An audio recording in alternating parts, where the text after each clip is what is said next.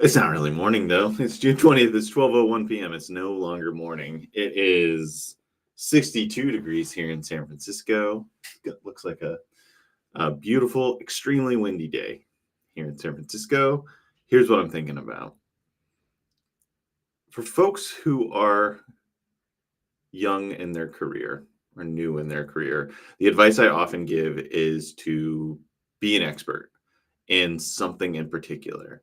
Like, brand yourself as the go-to resource for some topic, some depth of knowledge. And so people understand. I think the hardest thing to do with folks who are, new to the org, new in their role, new in their career, is to understand like how to wield them as a leader and how to see them and how to position them for others. Like that was always so helpful to say, like, meet meet Tim.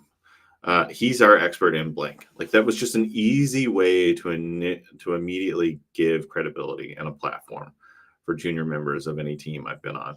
But there is a moment in your career that if you want to move up from that position to a true executive, that you have to let go of that expertise and you have to become a strategist. And what that means is you need to be able to look across the entire organization and start to connect the dots of how different initiatives will impact the business overall. And you need to sort of have a mental map for how the organization functions. And you need to ask really good questions. You need to be someone in a room who can understand downstream consequences. And it's threatening to let go of your, whatever you've become master of a rabbit hole of or not.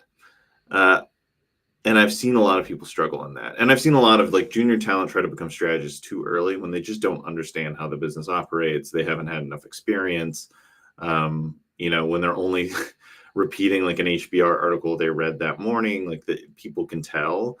And then I see folks who are long in their career who just don't want to give up that expertise, right? Because that was a source of power and influence for them. But they're not growing in their careers. They're not taking on the leadership roles that they want to. And particularly, like, the thing I hear most from people isn't necessarily like, I want to move up. It's, I'm tired of being affected by those above me who don't have a greater sense of the choices that they're making. And I want power and influence so I have a better control of my destiny and for the people around me. Those are the kinds of people I talk to most. I know that there are strivers, and I'm not, I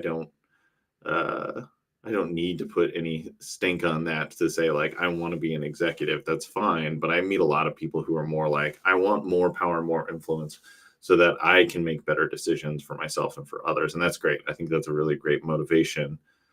But you have to demonstrate your strategic ability at work. And that isn't just about always being the smartest person in the room and correcting others. It's and being the expert in anything. It's about asking the best questions, building the best network around you at work, your alliance of how you get work done. So that shift from the expert to the strategist is just a really crucial one, and one I see folks make missteps in all the time. Curious what tips you'd give for people trying to make that same transition.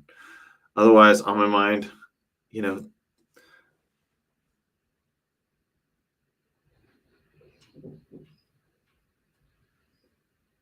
I'm hoping it's going to be a good weekend. Yeah, that's about it. Not a lot on my mind, or maybe too many things for me to really crystallize.